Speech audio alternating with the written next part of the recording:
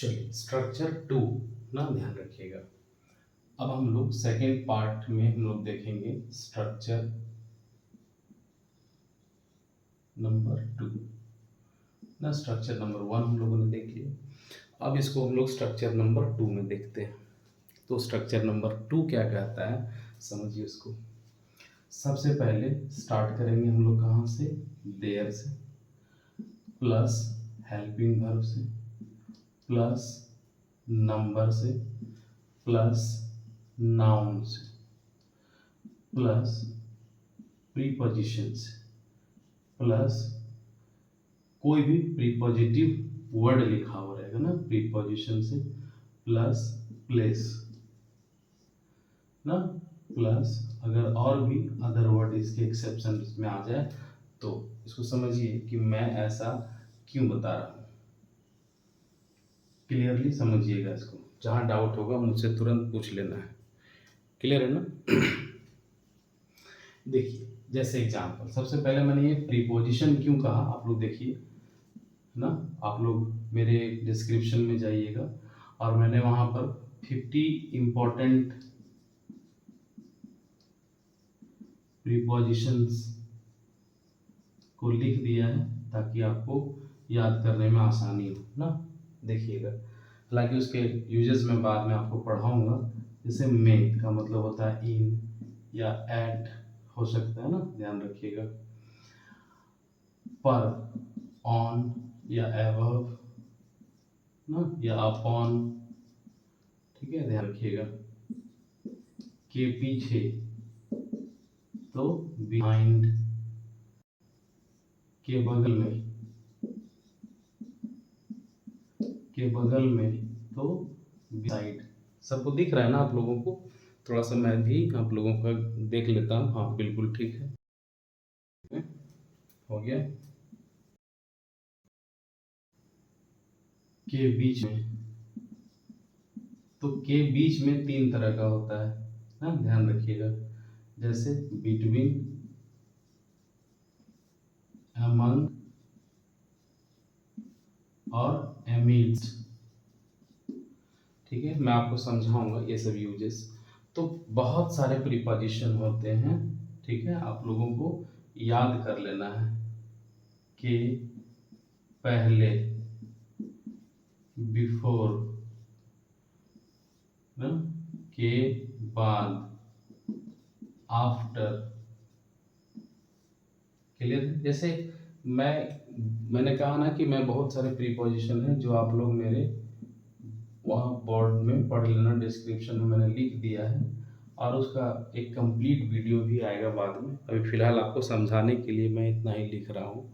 Clear है। देखिए जैसे सेंटेंस लिखा हुआ है कि मेरे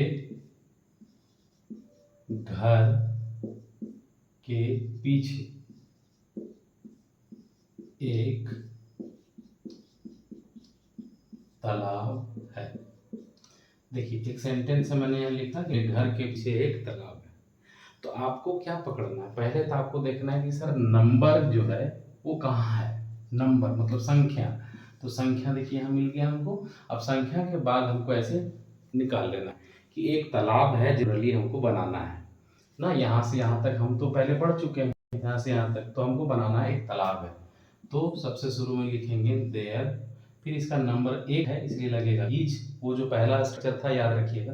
देयर, तालाब का इंग्लिश हम लोग लिखेंगे देयर इज अ क्या, पॉन्ड। हो गया। अब देखिए के पीछे, ये प्रीपोजिशन आपको याद होना चाहिए नहीं तो आप गड़बड़ कर जाएंगे। के पीछे, तो देखिए के पीछे का इंग्लिश लिखा हुआ बिहाइंड, बिहाइंड। मेरे, तो मेरा लास्ट हो गया, अदर वर्ड के तौर पर आ गया या प्लेस के तौर पर आ गया, तो बिहाइंड हो गया बिहाइंड माई होम ना, समझिएगा। हालांकि यहाँ पर एक गलती बच्चे लोग करते हैं कि होम भी लिख देते हैं और हाउस भी लिख देते हैं। तो मैं आपको समझा दूं कि जब घर अपना हो, बात अपना घर का हो, तो होम लिखना है, और जब घर हो, सिर्फ अपना नहीं हो, घर हो, तो हम लोग उसको लिखेंगे हाउस ना। जैसे हम कह सकते हैं दूसरे का घर, तो उसको हम लोग लिखेंगे हाउस। क्लियर हो गया। तो ये है prepositional use of introductory word. किसी भी तरह का आप सेंटेंस लिख दीजिए जिसमें प्रीपोजिशन आना चाहिए, जैसे कि मेरे पॉकेट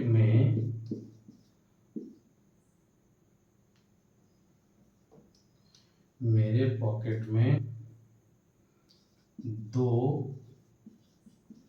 कलमें है ना, ध्यान रखिएगा।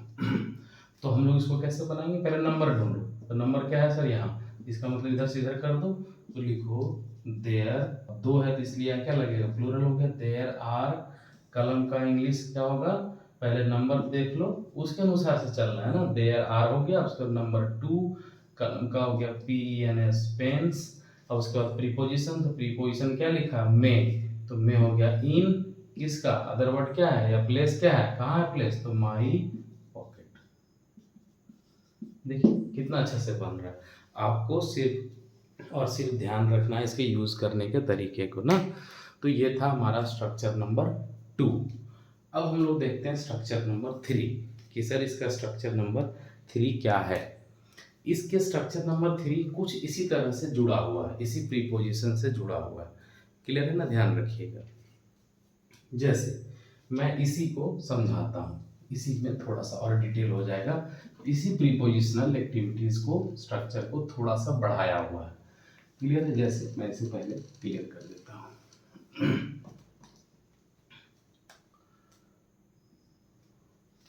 देखिए स्ट्रक्चर नंबर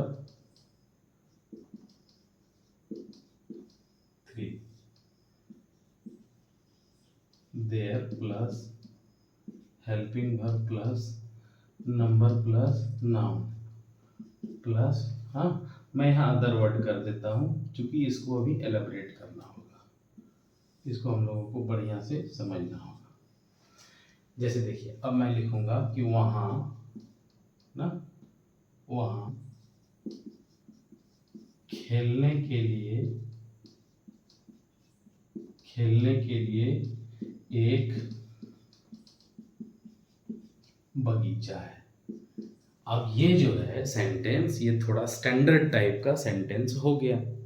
इसको कैसे बनाएंगे, ये थोड़ा डिफिकल्ट है, इसको समझिएगा। समझिएगा कैसे कि प्रीपोजिशन जो है, वो प्रीपोजिशन जो है अब आपको किसके अनुसार से यूज करना है, according to the word use करना है कि वर्ड जो है वो कौन सा डायरेक्शन यूज कर रहा है, वर्ड का जो कंडीशन है वो कैसा यूज कर रहा है। जैसे लिखा ना बगीचा, तो बगीचा में खेलने के लिए, ये चीज समझिएगा, खेलने के लिए का इंग्लिश तो फोर हो जाएगा। प्रीपोजिशन आप रटिएगा जरूर, नहीं तो गड़बड़ हो जाएगा, आपका पहला ही क्लास खराब हो जाएगा इंट्रोडक्टरी वर्ड का, और सेंटेंस का पहला क्लास हम लोग कर रहे हैं। तो इसको हम बनाएंगे, पहले नंबर ढूंढिए, एक है यानी कि सिंगुलर से बनेगा, तो हो जाएगा देयर इज, ए का एक हो गया, बगीचा का हो गया garden, there is a garden. अब क्या लिखा है, खेलने के लिए, तो खेलना, देखिए यहाँ वर्बल प्रीपोजिशन है ना, तो यहाँ लिखेंगे टू प्ले, खेलना हो गया टू प्ले। अब लिखा देखिए खेलने के लिए, समझिएगा थोड़ा सा, there is a garden to play. अब इसमें यहाँ लिखेंगे हम लोग टू प्ले इन, इसको समझिएगा, टू प्ले इन और टू प्ले इन टू, ये दोनों प्रीपोजिशनल इफेक्ट है, अकॉर्डिंग टू द इफेक्ट हम लोग वहां पर यूज करेंगे। तो हो गया there is a garden to play in. अब लास्ट में क्या लिखा था यहाँ, यूज ऑफ एडवर्ब, तो यहाँ हम दोबारा लिखेंगे ये। अब हो गया सेंटेंस हमारा कंप्लीट। तो समझिए कि ये थोड़ा सा पेचीदा होता है और ये कई बार कॉम्पिटिटिव एग्जाम में पूछा जाता है। सेंटेंस लिखा जाता है और बच्चे गलती करते हैं कि अब यहाँ प्रीपोजिशन क्या देंगे ना, वर्बल प्रीपोजिशन का तो यूज करना ही नहीं है, और ये समझ नहीं पाते, इसलिए ध्यान से लिखिएगा, बहुत तरह का जरूरत होता है ना, ध्यान रखिएगा। जैसे एक मैं और सेंटेंस दे देता हूँ, यहाँ सोने के लिए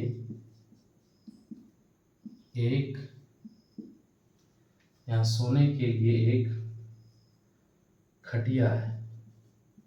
खटिया आप सब समझते हैं ना, ये देसी जुगाड़ है। यहाँ सोने के लिए एक खटिया है, तो देखिए सबसे पहले नंबर से खोजिए, एक है मतलब हो गया देयर इज, एक का हो गया ए। अच्छा, एक का इंग्लिश ना आप लोग कभी वन नहीं लिख दीजिएगा, नहीं तो गड़बड़ हो जाएगा। देयर इज ए लिखिएगा। तो देयर इज ए, खटिया का इंग्लिश हो गया कॉट। किस चीज के लिए? सोना। तो पहले लगाइए टू स्लीप। अब खटिया के ऊपर सोएंगे ना, ध्यान रखना, तो टू स्लीप ऑन। अब लास्ट में कौन है? एडवर्ब, तो एडवर्ब लिखा हुआ यहाँ, तो टू स्लीप ऑन हेयर। कोई दिक्कत नहीं है, समझ में आ गया होगा ना? क्लियर है? अब इससे आप लोग 10 सेंटेंस बनाइए, बिना प्रैक्टिस का कुछ नहीं होगा। क्लियर है? स्ट्रक्चर नंबर 3 भी हमारा कंप्लीट हो गया। अब आते हैं हम लोग स्ट्रक्चर नंबर 4 में, और वो बड़ा इंटरेस्टिंग होने वाला है। स्ट्रक्चर नंबर 4 देखते हैं। चलिए, ये सभी लोग आप लोग अच्छे से समझ जाइए, प्रीपोजिशन रटिए, सेंटेंस बनाइए। नहीं समझ में आए तो मुझसे पूछिए, मैं आपको बता दूंगा। चलिए, अब आते हैं हम लोग स्ट्रक्चर नंबर 4। स्ट्रक्चर नंबर 4 जो है, आपको बहुत ज़्यादा समझने की ज़रूरत है कि सर हम उसे समझेंगे पहले ना, ध्यान रखिए। आप जितना उसको समझेंगे आपके लिए वो सेंटेंस उतना ही आसान होगा, उतना ही इजी हो जाएगा। क्लियर है ना? चलिए, मैं आपको उससे जुड़ता हुआ बहुत सारा सेंटेंस बताऊंगा। हालांकि ये आपको ज़्यादा से ज़्यादा समझने का कोशिश करना है, क्योंकि ये आपका सेंटेंस फॉर्म का यह पहला क्लास है। और जब भी हम सेंटेंस फॉर्म की बात करते हैं तो सेंटेंस हमेशा एक एक्टिव मोड में होना चाहिए, क्योंकि हम उसे प्रैक्टिस करेंगे, फिर हम अपने दोस्तों से बात करेंगे, और जब तक हम बोलना नहीं शुरू करेंगे ना, तो हमारे अंदर इंग्लिश नहीं आ सकती है। तो आप बोलने का प्रयास करिएगा, पहले क्लास से बोलिए, घर में माँ से बोलिए, अगर नहीं पता है किन्हीं को तो। माँ नहीं जानती इंग्लिश तो और बढ़िया है, बोलो उनसे। तुम उसको ये तो बोले कह रहे, अच्छे से बोलो, क्या बोल रहा है समझ में नहीं आ रहा, समझना तुम्हें शुरू कर रहे हो। लज्जा, शर्म, ये सब थोड़ा सा देर के लिए भूल जाना है, क्योंकि इंग्लिश बोलने से पहले आपको ये सब चीज़ें फील होंगी ना। तो आप कोशिश करिए अपने दोस्तों के साथ उसको इंटरेक्ट करने का, इंग्लिश को लाने का। वर्ड रटिए, जितना ज़्यादा हो सके वर्ड रटिए। मैं वर्ड दे चुका हूँ ऑलरेडी आप लोगों को फाइल, आप उसे डाउनलोड करिए और पढ़िए, और जितना ज़्यादा हो सके रटिए। चलिए, हम लोग आते हैं स्ट्रक्चर नंबर 4 पढ़ते हैं ना। देखिए,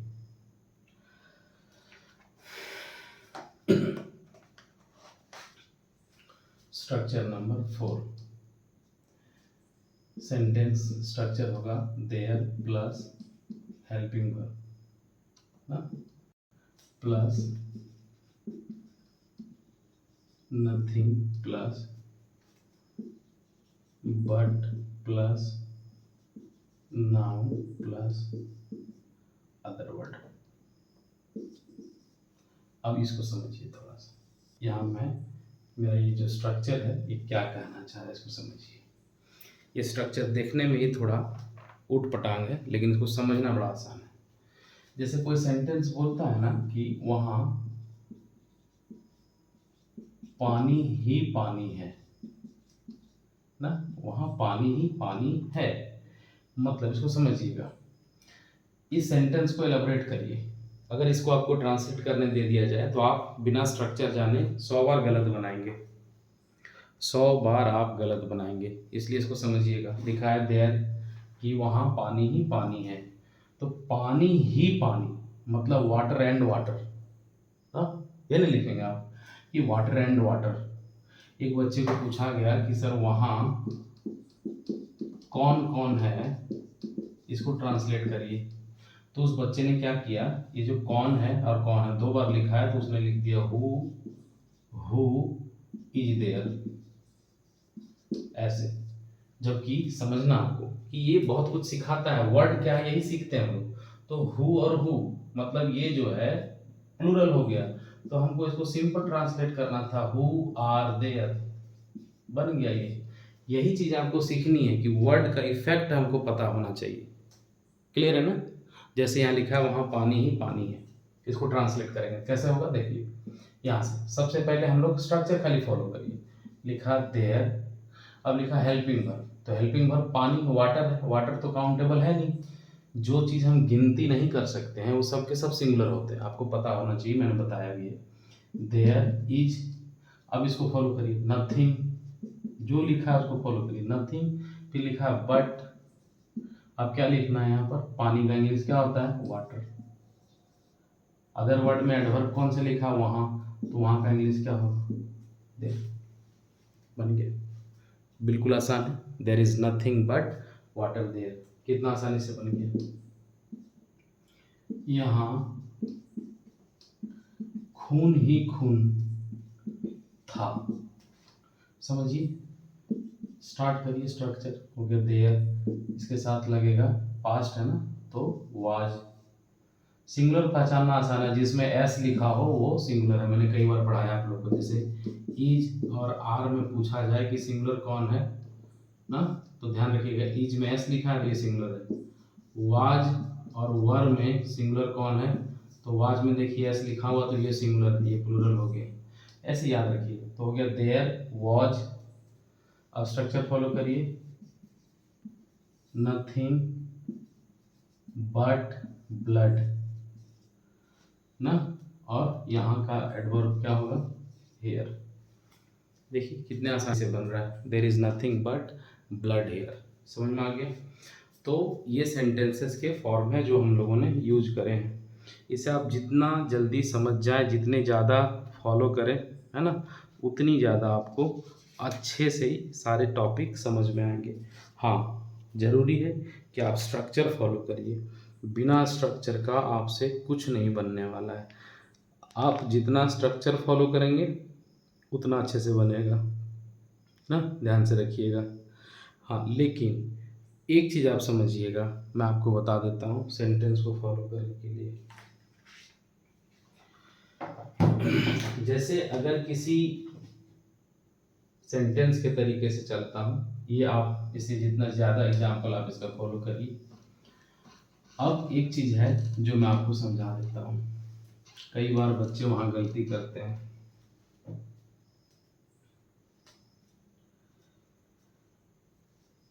जैसे एक सेंटेंस लिखते हैं कि